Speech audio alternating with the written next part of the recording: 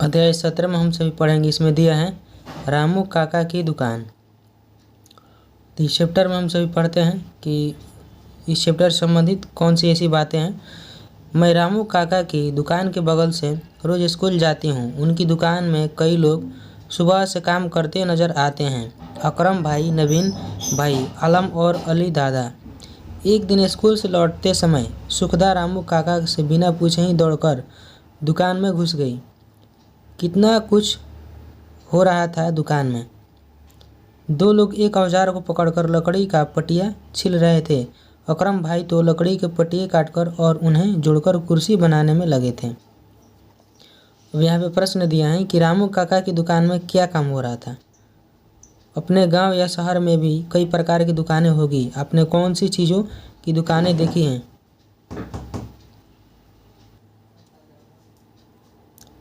उनके नाम लिखिए। तो देखिए यहाँ पे दिया है रामू काका की दुकान में क्या काम हो रहा था। तो यहाँ पे दिया है कि दो लोग लकड़ी औजार को पकड़कर लकड़ी का पटिया छिल रहे थे। अकरम भाई तो लकड़ी के पटिए काटकर और उन्हें जोड़कर कुर्सी बनाने में लगे थे। तो यही काम उनके दुकान में हो रहा था। अपने गांव या शहर में भी कई प्रकार की दुकानें होगी। आपके ने कौन कौन सी चीज़ों की दुकानें देखी, उनके नाम लिखिए। तो ऐसे बहुत सी चीज़ें की दुकानें हैं, जैसे आप यहाँ से अपना नाम लिख सकते हैं।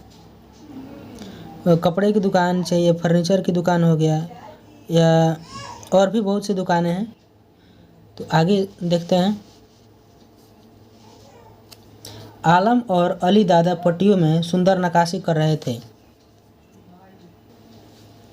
नवीन भाई पानी जैसी कोई चीज़ ब्रश में लाकर लकड़ियों को चिकना बना रहे थे। यानी लकड़ी को जैसे चिकना बनाया जाता है, उसमें ब्रश में कोई पानी जैसा जैसे लिक्विड हो या कुछ पदार्थ हो जिसे लकड़ियों को चिकना बनाया जाता है। दुकान के पीछे बहुत सारी लकड़ियाँ पड़ी हुई थी। सुखदा ने कहा कि पानी जैसी यह क्या चीज़ है नवीन भाई? तो नवीन ने कहा कि यह वार्निश है। इससे लकड़ी चिकनी और सुंदर होती हैं। लकड़ियों को चिकनी और सुंदर बनाने का जो काम था वह किस चीज़ का था? वार्निश का था। लकड़ी में लंबे समय तक कीड़ा भी नहीं लगता है। सुखदा ने कहा, अरे दुकान में कितने सारे लोहे के औजार हैं, वहाँ कांच के चौकोर टुकड़े क्यों पड़े हैं? तो नवीन ने कहा कि कई बार लोग तस्वीर लेकर आते हैं, उनको हम फ्रेम में डाल देते हैं जिसमें कांच की भी ज़रूरत होती है। इस तरह उनके पास वह तस्वीर काफ़ी दिन तक सुरक्षित रह जाती हैं। सुखदा ने फिर कहा कि आज तो काफ़ी देर हो चुकी है, कल फिर आऊँगी और सबको धन्यवाद। यहाँ से क्वेश्चन दिया है कि क्या आपने कभी लकड़ी के दरवाजे, टेबल, चौकी बनाते हुए देखा है? उनको बनाने के लिए लकड़ी कैसे तैयार की जाती है? तो इसको हम पढ़कर इस सभी प्रश्नों का उत्तर एक बारीकी से हम समझेंगे। फिर आगे देखते हैं कि रामू काका की दुकान से लौटने के बाद सुखदा ने राजू भैया को दुकान के बारे में बताया। राजू भैया ने तब अपनी एक किताब निकालकर सुखदा को नीचे बने चित्र दिखाए।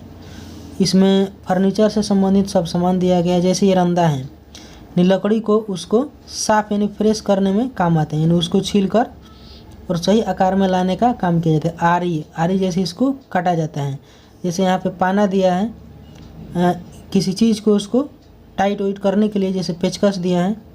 स्क्रू को जैसे उसको अंदर टाइट करने के लिए, कसने के लिए कैंची, हथौड़ा, पिलास, रेंच, कुल्हाड़ी और ये कॉर्क स्क्रू। चलिए आगे देखते हैं। आगे दिया है कि क्या आप इन चित्रों को देखकर बता सकते हैं कि कौन सा औजार किस काम आता है? जैसे ये आरी है, तो आरी का क्या काम आता है? इसे लकड़ियों को आसानी से काटा जाता है।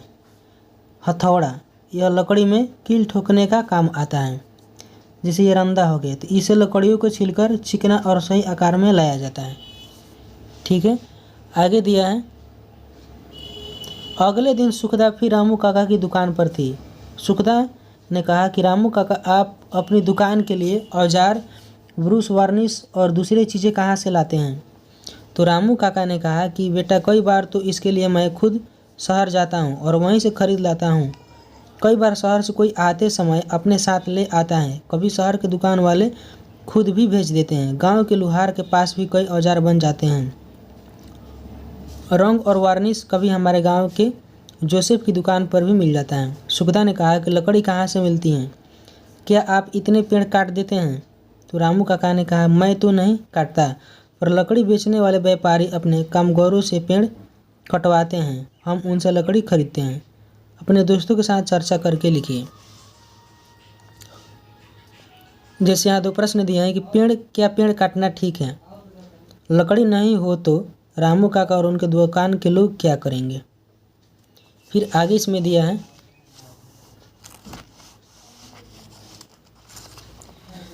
कि सुखदा ने कहा कि रामू काका क्या आप कोई दूसरा काम नहीं कर सकते।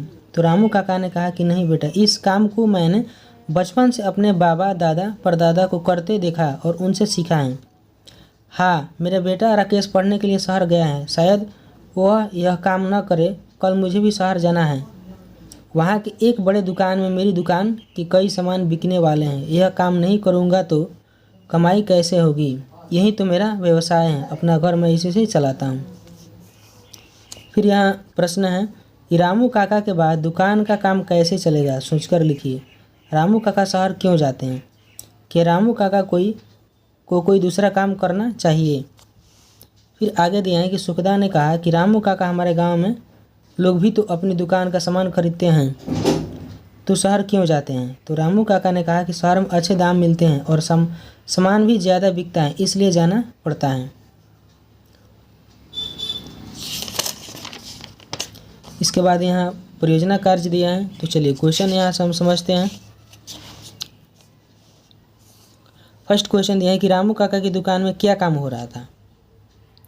देखिए मैंने यहाँ पर लिखा है कि रामू काका की दुकान में कोई औजार से लकड़ी का पट्टिया छिल रहे थे, तो कोई लकड़ी की पट्टिए काटकर उन्हें जोड़कर कुर्सी बनाने में लगे थे।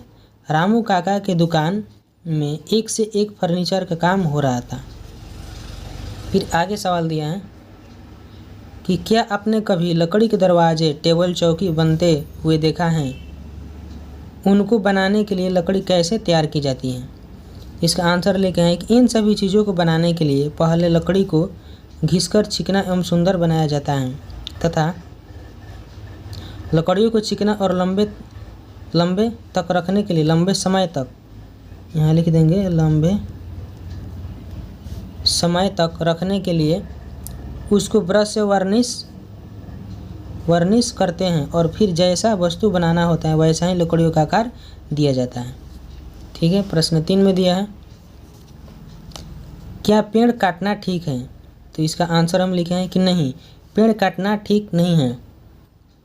पेड़ों की ज़्यादा काटने से हमारे आसपास के वातावरण तथा जीव जंतुओं पर संकट आने लगते हैं, इसलिए पेड़ काटना ठीक नहीं है।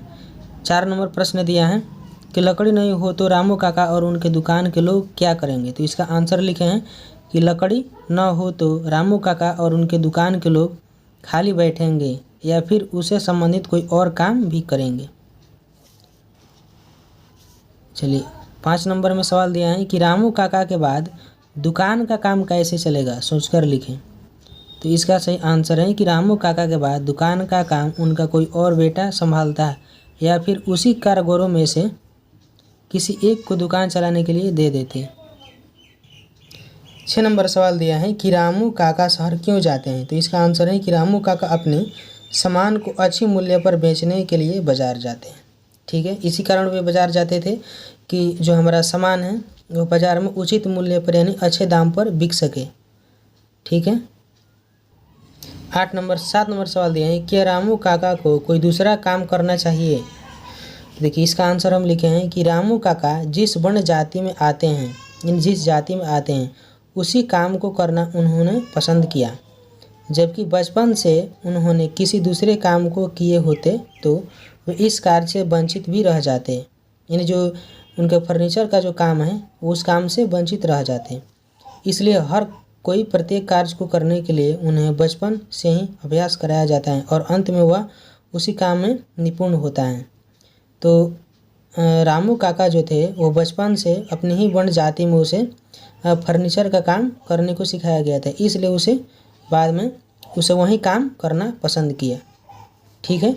यदि शुरू में यह फर्नीचर का काम ना करके यानी अपने ही व्यवसाय का काम ना करके यदि कोई दूसरा काम किए होते तो अंत में भी वो उसी काम को पसंद करते। ठीक है। चलिए यहाँ तक हमारा क्वेश्चन समाप्त हो गया। क्वेश्चन हमारा समाप्त हो गया।